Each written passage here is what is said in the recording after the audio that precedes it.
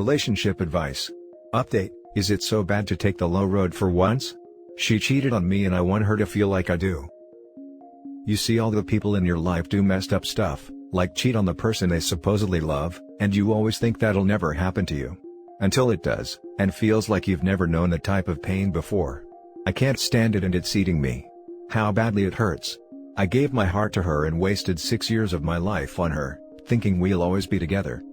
We were even talking about getting engaged. She was so serious about us getting married and starting a family. We were making all these plans, so how could I think she would ever do something like this to me? All those plans blew up a week ago. I was supposed to drive to my parents' house an hour away after getting off from work early, because my dad was going to need someone to drive him to the airport.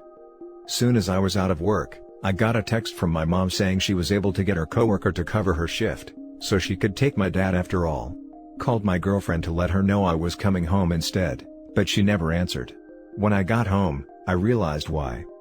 I don't know how it is for other people who've caught their significant others cheating, if it hurts more either catching them in the actual act of cheating, or just learning that they are. I'm guessing first one, because it nearly killed me seeing her with some other guy in the bed we've slept together in, for the past 4 years. Of course I heard the BS they always say, "I'm so sorry, please, can we talk? It didn't mean anything, I love you." What does it matter if it freaking meant something? Why, is that always the freaking line they use? I don't give a damn if it didn't mean anything. Why would it make me feel any better? I walked out with her crying, and telling me not to leave, like I was the one hurting her. Spent the night at my buddy's place and we talked 2 days later. During our talk, I told her if she said the complete truth, then I might consider us working out our relationship. But not if I sense she's not being totally honest with me. I was lying though, didn't have plans to get back together, but I just needed to know how long it's been going on.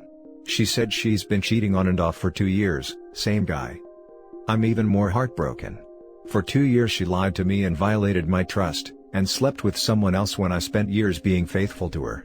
She wanted to marry me and have kids with me, when she knew all along how badly she was hurting me. That was all I could hear. I told her to get the hell out of my house. She cried when she went to pack some stuff. Since then, I got calls and texts telling me she loves me and can't live without me, and she wants to make the relationship work and she'll do anything.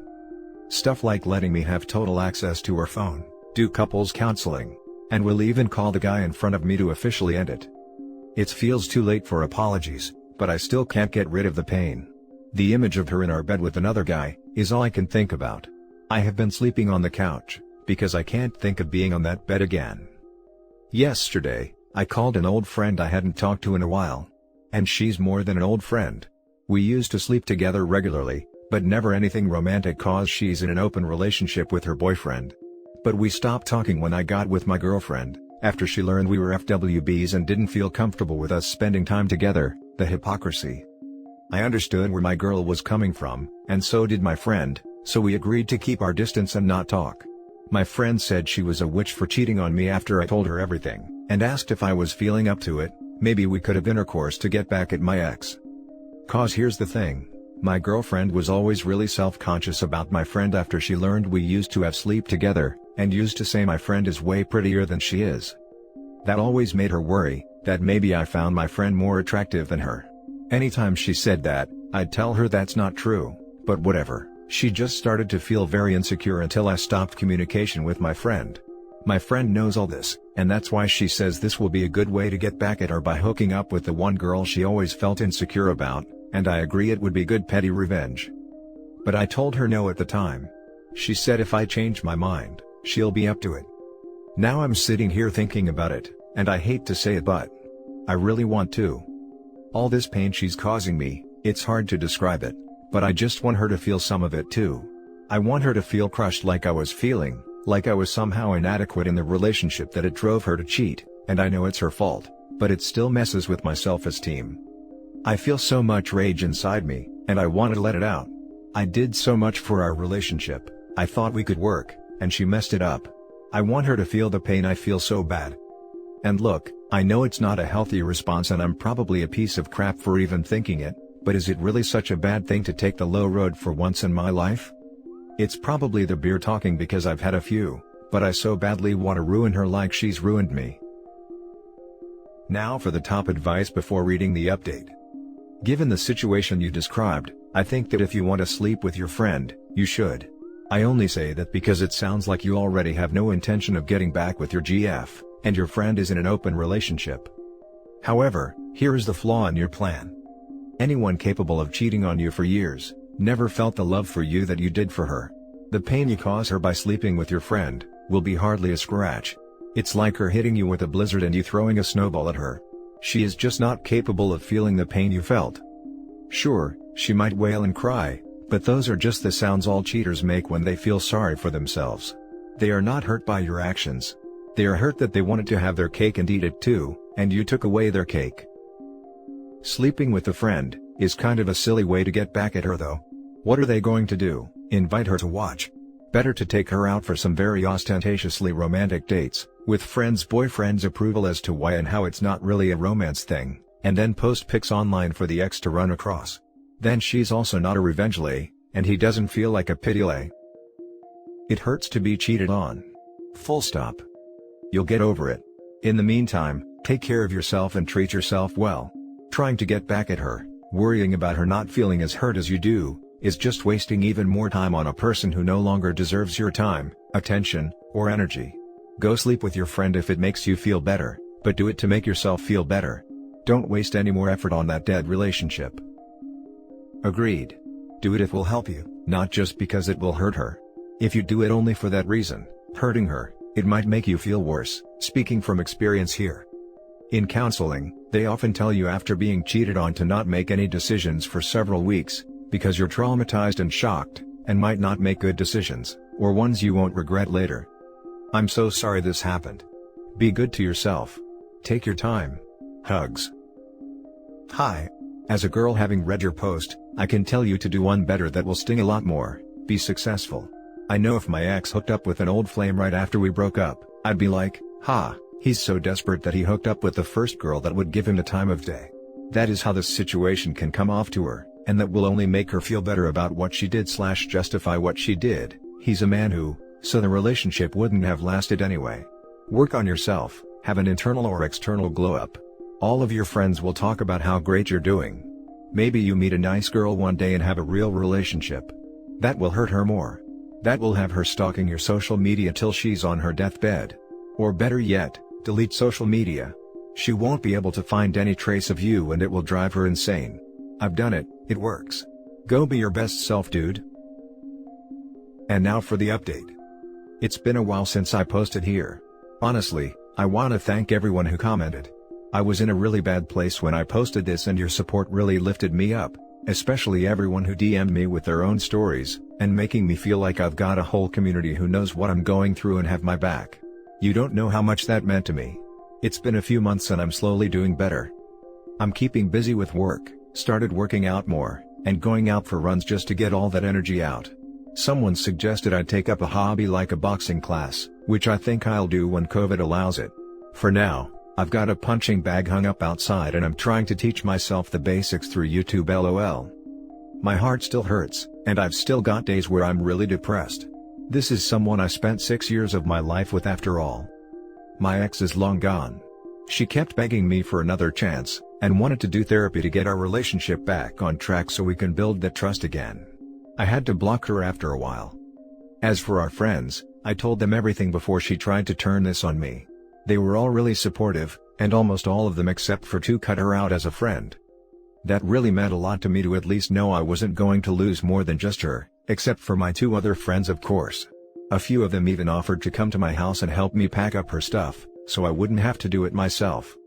We threw out my old bed and I was finally able to sleep in my room again after staying on the couch for weeks, because I couldn't stand to sleep where she cheated on me. I did have to rearrange everything in my room to be more comfortable. I don't know why, but it helped knowing nothing is where it was before. My two best friends were there with me when she came to pick up all her stuff. It was in a way satisfying to watch her load everything in her car all by herself, while we just watched her and had some beers. We definitely got messed up that night just to help me forget about her, and celebrate my ex officially being out of my life. As for my ex FWB, the one who offered to have sex with me and make sure my ex found out about it, I didn't end up doing that.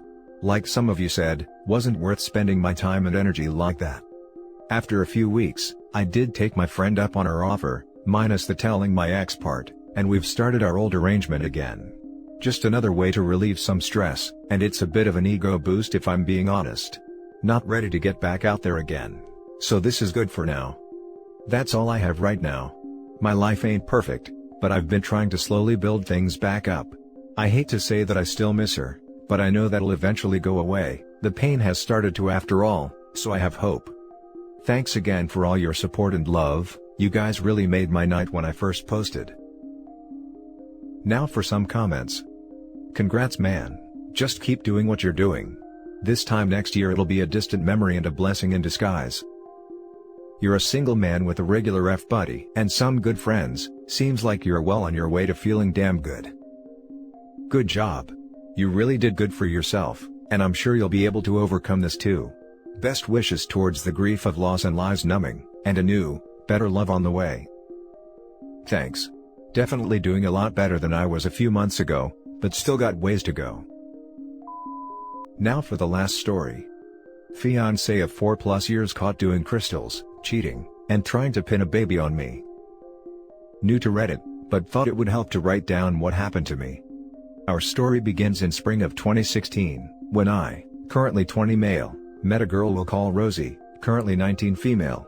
Well, me and Rosie immediately hit it off and began dating. Rosie was a shy and kind girl, but she had her demons. One thing that was bad about her is that, she always let the people around her influence her decisions.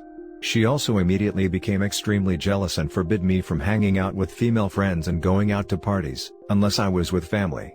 I said fine, but that I expected the same from her. Honestly, looking back, the relationship became toxic pretty quickly. Her jealous nature and possessiveness eventually made me become the same way. Eventually, it led to worse things down the line. I always tried to understand her because her father abandoned her family. And her mother, brother, and grandma were all abusive towards her. Most of our relationship was long distance, since I'm originally from Mexico but work in the US, but we would text/call/video chat every single day for hours and hours. I went to visit her as frequently as possible, and we even lost our first time together. The whole time we were together, she always only wanted two things: to get out of her house, and a baby. We had our normal ups and downs as in any couple, and so we dated and remained strong year after year. Cut forward to about July 2020, and we are still in a somewhat toxic relationship. By this point, she had really changed me as a person. I became more cold and uncaring, since before when I was more sweet, she took advantage of me and would verbally abuse me. By this point, I had also become more aggressive and intense with her. I had been in the US for a while, saving up money so I could be with Rosie, move in together and start a life together.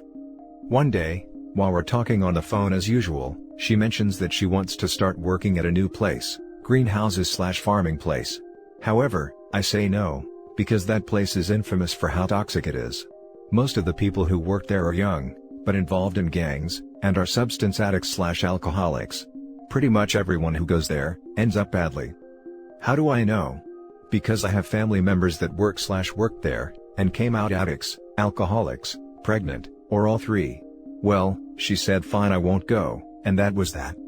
Over the next several months, I noticed several changes in her schedule, her appearance, behavior, mannerisms, etc. Some days, she would take forever to answer messages in which she used to answer quickly. She would reject all my calls. Tell me she couldn't talk right now. She always had an excuse for everything. She would specifically tell me she needed to go at 8 p.m. every single night on the dot to quote, take a shower and take some medication, and would get aggressive if I didn't want her to leave yet. She began receiving strange friend requests on her social media, including one from a guy that seemed off. She was never the type of girl to want to add guys to her social media, but she was really insistent on adding this one guy in particular. I asked why, and she said, because my mom says that he might be my cousin. It was a lie, but we'll get to that. She became very distant over time. Over all these months, I asked repeatedly what was going on and to just come clean, but she never did. Cut forward to last week, and I find out the horrible truth from some family members/friends. In July, she did start working there behind my back, but that's just the beginning. In August, she began hanging out with the wrong crowd. In September, she started talking to a guy we'll call Tony. Yup, you guessed it, Tony is the guy from the friend request. Tony is a huge addict, and his family with local deal lord. How do I know? because at the time, he was dating one of my cousins who he also got addicted to D's. Well, I'm not sure of exactly when, but around that time, Rosie began using crystal, as well as other substances, probably influenced by Tony. She created hidden social media accounts, and began using a secondary phone so she could text/talk to Tony without me knowing about it. In October, Rosie began cheating on me with Tony, and Tony began cheating on my cousin with Rosie. I knew something had happened because 3 Fridays in a row, Rosie completely disappeared and ghosted me, with the excuse of visiting family, but in reality, she was more than likely getting high and drunk with Tony and her friends. Throughout November and December, she would randomly disappear some days, and ignore my calls and texts. By this point, I had become paranoid because I knew something was happening, but she always had an excuse and made me feel like I was crazy. I became depressed and more aggressive towards her because I knew she was lying, but she always denied everything, and said I saw things where there wasn't anything.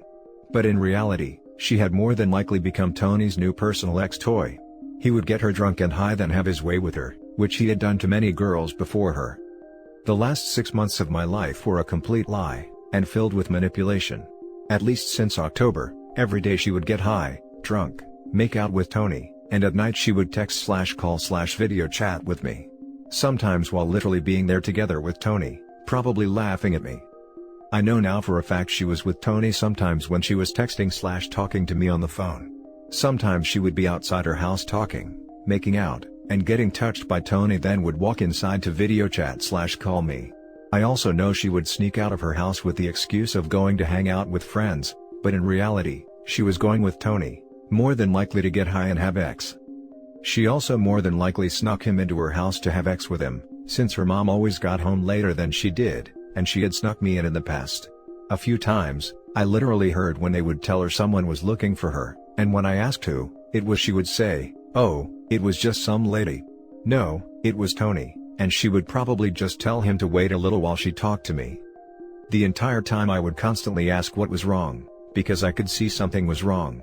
She was getting skinnier and skinnier, and her mannerisms and body language changed. She began dressing more and more revealing. Before then, she had always dressed modestly. She would complain about being tired and sore, probably from being intimate with Tony.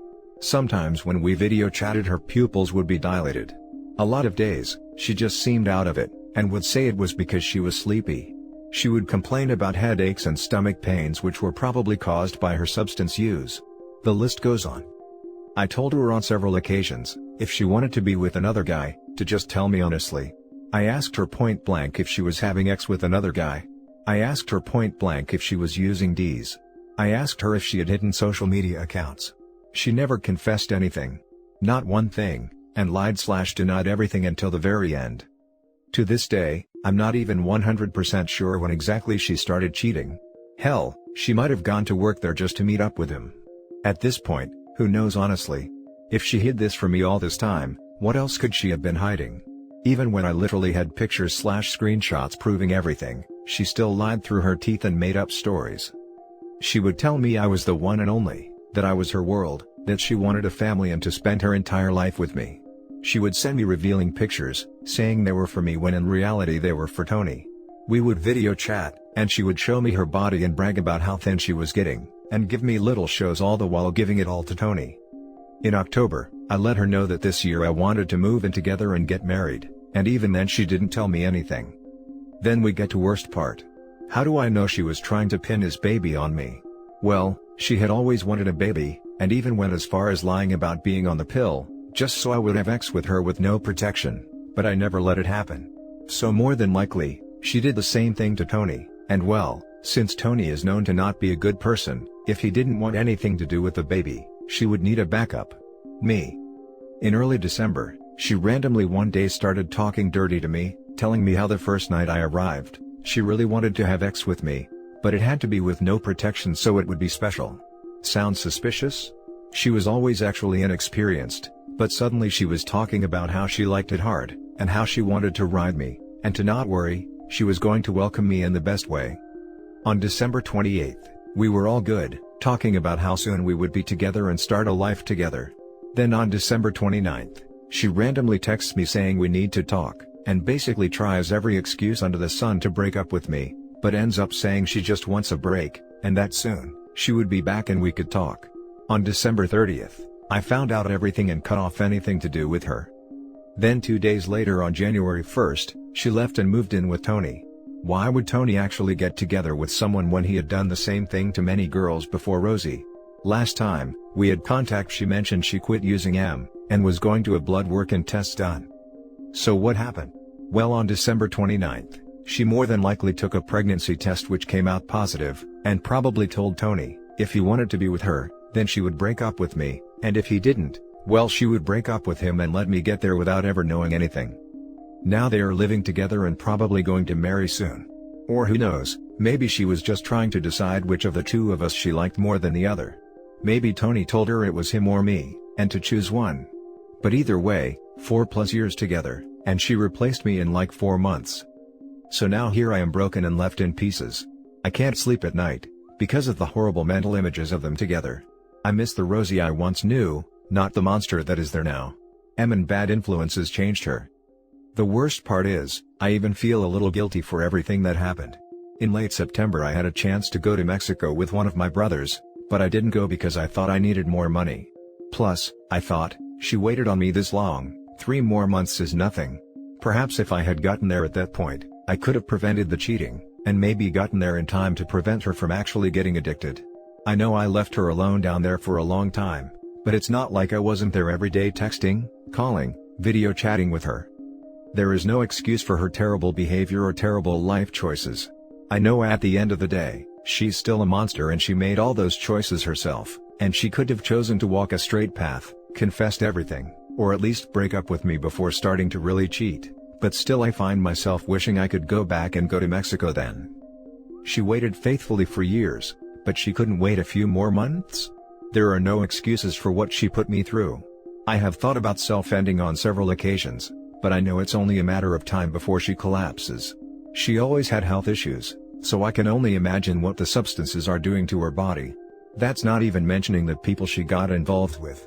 I'm on antidepressants and sleeping medication, and I start therapy on Monday. Now for the top advice. You told what would happen if she went there. Remind when Tony cheats on her, leaves her, and then comes knocking on your door with baby in hand. That's the funny thing. I literally told her exactly what would happen if she went there, and she said no, that she isn't that type of girl. But look at what happened. And she ain't getting crap from me ever. You have no idea how much better off you are.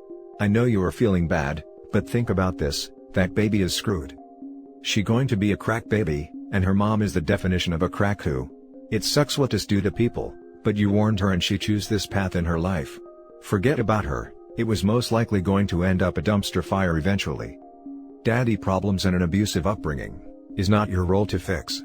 The issue with mental disorders brought on by trauma is that, while they are not at fault for the trauma, however, it certainly is their fault if they don't get help. She doesn't want your help, and is a lost cause. Go forward with your life and leave her behind. And don't worry about Tony, he's already a loser.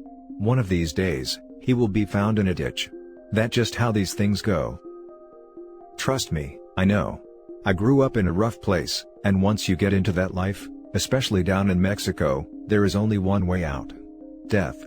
Either by OD, complications, health issues, gang violence, police mistreatment, etc. She chose her path, no one forced her to do anything. She made her choices. If you have any close friends/family, reach out to them. There's nothing more you could have done. You warned her about that job, and she did it anyway, behind your back. From then on, the version of her you miss now, was gone. Yes. I thankfully have a very supportive family that has helped me cope in this situation. As for her, I couldn't care less what happened to her. She endangered her life, as well as mine, by getting involved with that type of people. And that's it for this video guys. If you have thoughts to share, leave a comment below. Don't forget to hit like and subscribe if you like this content. I'll catch you in the next one. Good day everyone.